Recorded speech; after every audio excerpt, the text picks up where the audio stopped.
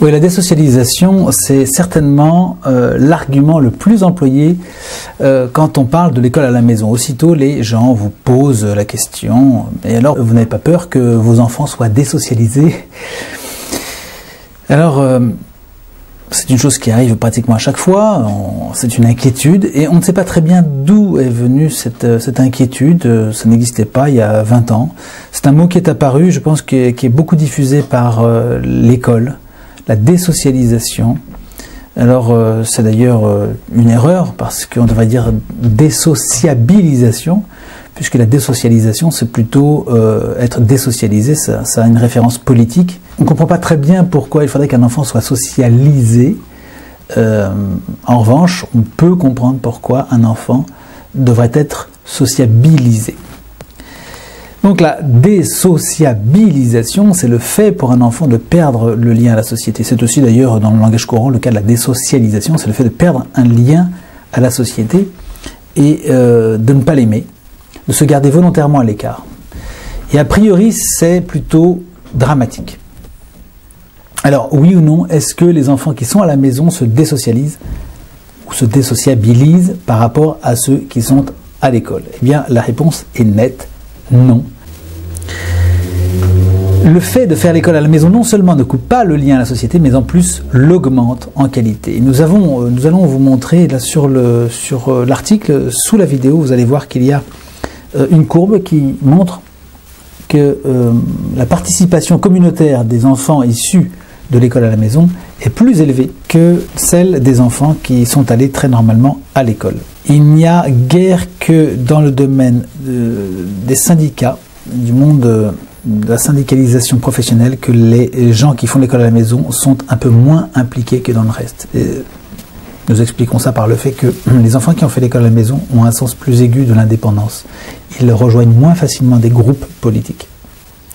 Voilà, mais culturellement, dans le domaine du sport, dans le domaine des communautés religieuses en particulier, dans les organisations de services ou les autres activités humaines, eh bien les enfants qui font l'école à la maison sont plus sociabilisés que ceux qui sortent de l'école. Il est à noter aussi que les enfants qui ont fait l'école à la maison ont plus de rencontres, font plus de rencontres dans leur vie et ont plus de diplômes ainsi que plus de revenus. Donc ce constat est quand même sans appel et répond très bien à cette question. Alors sur ces derniers sujets des revenus et de l'argent par rapport à l'école à la maison, vous avez une page que nous avons, il y a un article que nous avons fait, il y a un lien à nouveau sous cette vidéo vers cet article. Voilà pourquoi les parents qui font faire l'école à la maison à leurs enfants disent tous à peu près qu'ils sont confiants, épanouis, n'ont aucun problème d'adaptation aux diverses communautés enfantines, parascolaires, colonies, etc., colonies de vacances, etc. Et en plus, ils ont de la facilité dans la relation aux adultes. Ils sont également très autonomes et entreprenants. Tout cela, dit Véronique, qui est l'une de nos abonnées, je ne l'observe que très rarement avec des enfants scolarisés. Alors des témoignages allant dans ce sens, nous en avons des centaines, hein, et le nôtre, pour notre part, est sans appel. Nos enfants sont spécialement bien sociabilisés et nettement plus que la moyenne des enfants de leur âge. Pour nous, il n'y a pas photo. Alors pourquoi cette réussite? Prenons le problème à l'envers. Le fait d'être un peu à la maison donne énormément à l'enfant l'envie d'en sortir et d'aller voir ailleurs. Ça lui donne envie de rencontrer des gens et de ne pas rester à la maison.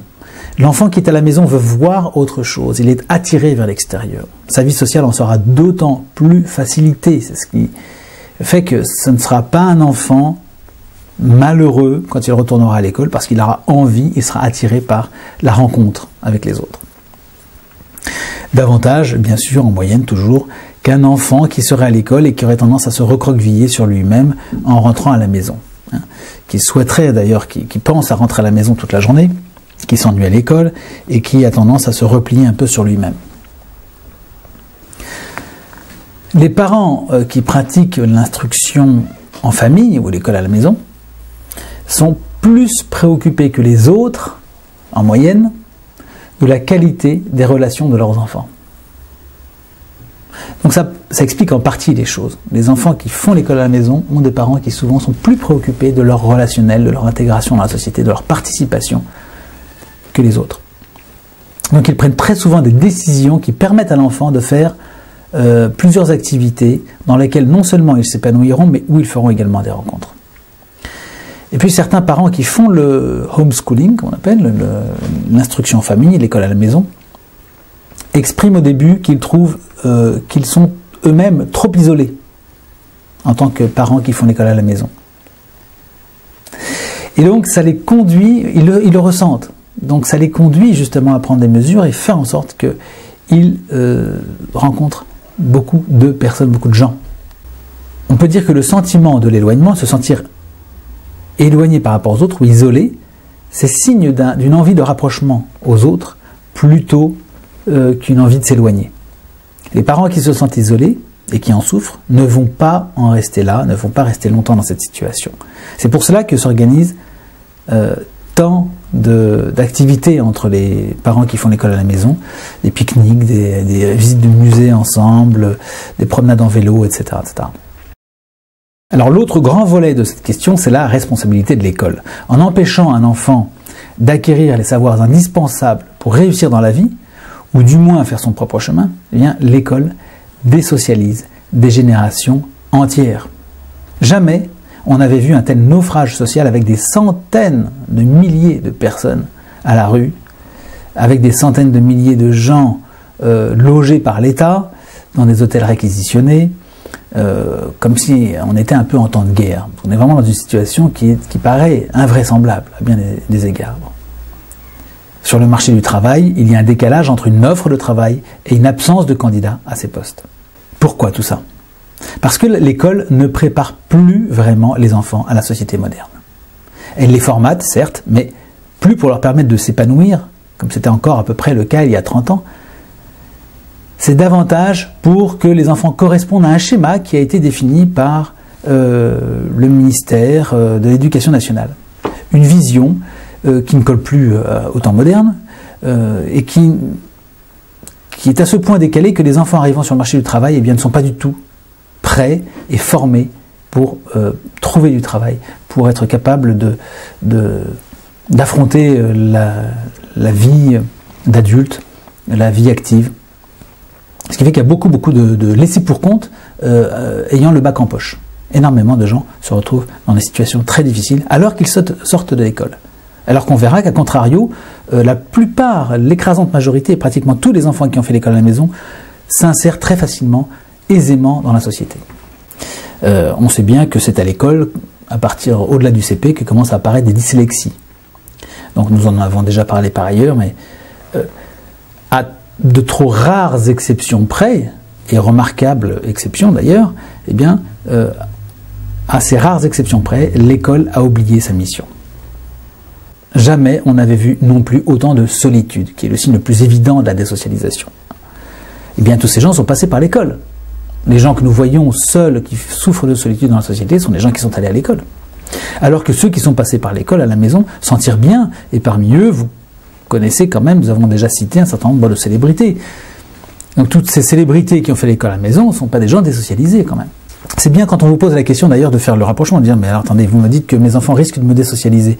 Comment se fait-il alors que ceux qui ont fait l'école à la maison soient si nombreux à être célèbres, Patrick Devers, Véronique Sanson, Vincent Cassel, Jean d'Ormesson et bien d'autres ne sont pas des marginaux vivant au fond d'un tonneau ou dans la rue quand même. Alors d'où vient la désocialisation? Eh bien les enfants qui sont désocialisés, les enfants désocialisés de notre école, sont soit des enfants qui sont passés par l'école, donc l'école ne vous protège pas forcément de la désocialisation, et parfois même elle coupe votre enfant des autres à cause de fonctionnements rigides, à cause de la brusquerie qu'elle laisse se développer entre les enfants, à cause de programmes ou de méthodes qui portent atteinte à la pudeur et à la sensibilité de l'enfant.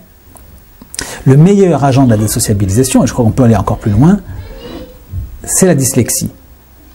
La dyslexie est un énorme facteur de coupure et d'éloignement des autres. Eh bien, c'est à l'école qu'elle s'attrape la dyslexie, c'est pas à la maison.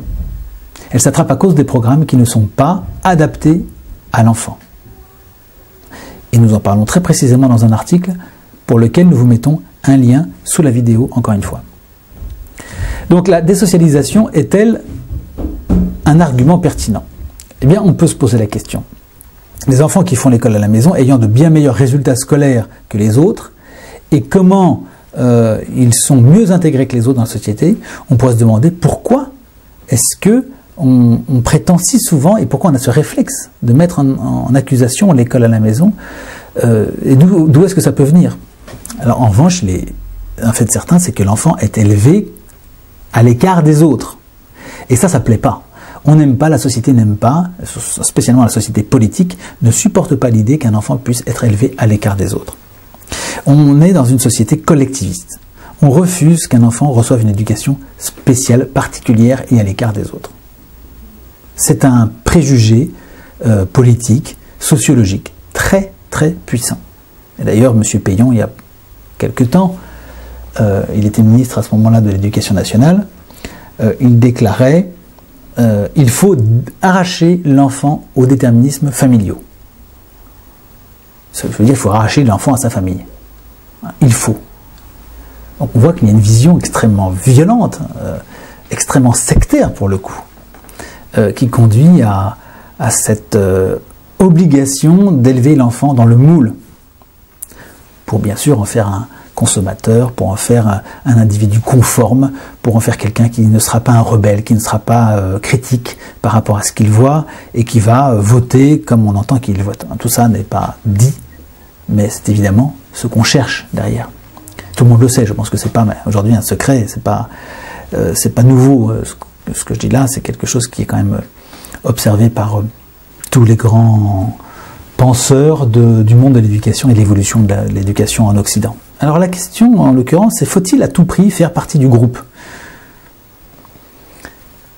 Eh bien, nous ne le pensons pas. Et peut-être même au contraire.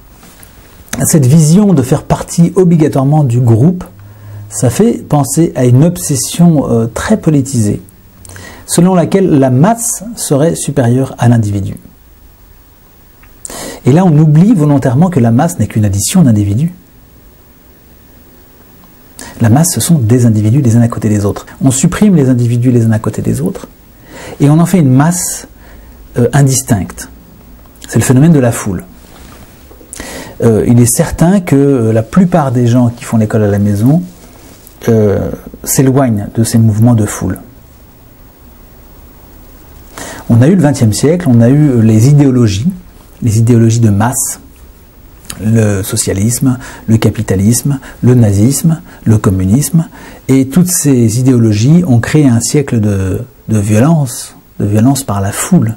Quand un individu appartient à la foule, il ne s'appartient plus à lui-même. On sait très bien ce qui se passe, un mouvement de panique, on sait ce que ça donne, on perd le contrôle de soi. Eh bien, quand on est dans la pensée de la foule, dans la pensée majoritaire, de la même manière, on s'oublie, on ne pense plus par soi-même, on n'a pas le temps, on est harcelé, on a l'esprit occupé, comme un territoire est occupé, l'esprit est occupé déjà par des postulats, par des concepts, par des opinions qui vous empêchent de penser par vous-même.